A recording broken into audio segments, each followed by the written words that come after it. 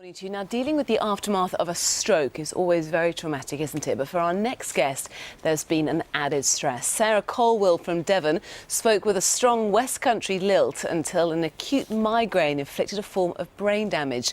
Soon afterwards, she began to talk with a Chinese accent.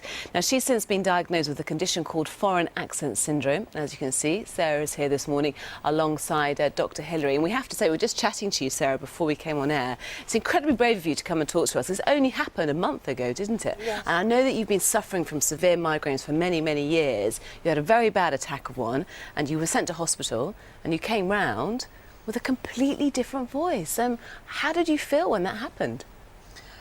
It was very strange. It was, I didn't realise at first. I thought it was something that was going to change. I thought, at first I was afraid. I thought I had actually had a stroke. Maybe that I had made a mistake, and that I'd had a stroke and the speech have changed, And I said to them, "Are you sure I haven't had a stroke? Something wrong with me?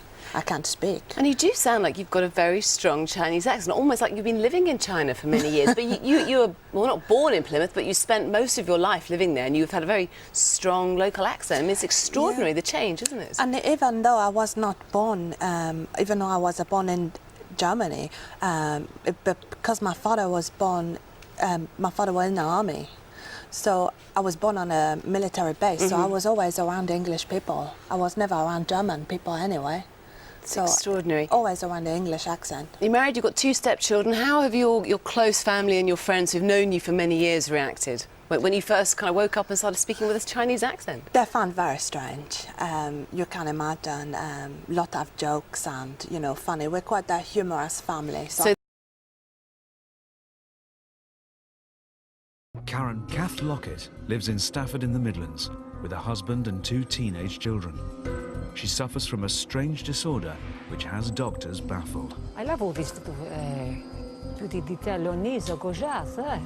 Sometimes they say I'm French, then they say I'm Italian, then they say I'm German, I'm Croatian, Hungarian, Lithuanian, and one man very strange, but I was Japanese. Although she appears to have a foreign accent, Kath is English, and it's her first and only language.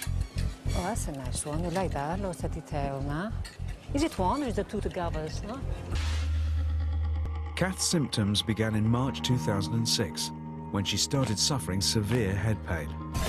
When it first happened, I was just talking to my sister on the phone, and I started to slur. But the next morning, it was like my mouth was going numb. So I thought, this is very strange. Things got worse over the next 4 days, as Kath's speech became unintelligible.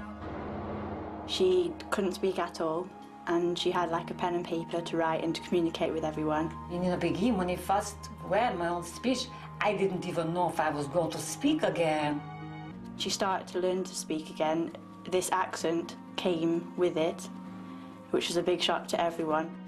I lose a 47-year-old speech in 4 days.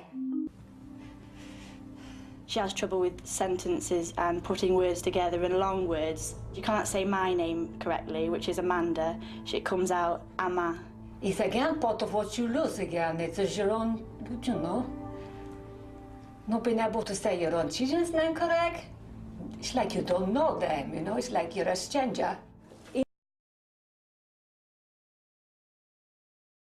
Doctors say she has a rare brain disorder called foreign accent syndrome, or FAS. To give you an idea of how Cindy Lou used to sound, take a listen to her old voicemail. Hi, leave me your name and your number with a tiny little message, and I'd be happy to get back to you as quickly as I'm able. Thanks. How do you feel when you hear that? A little sad. A little sad. Yeah. Do you miss it?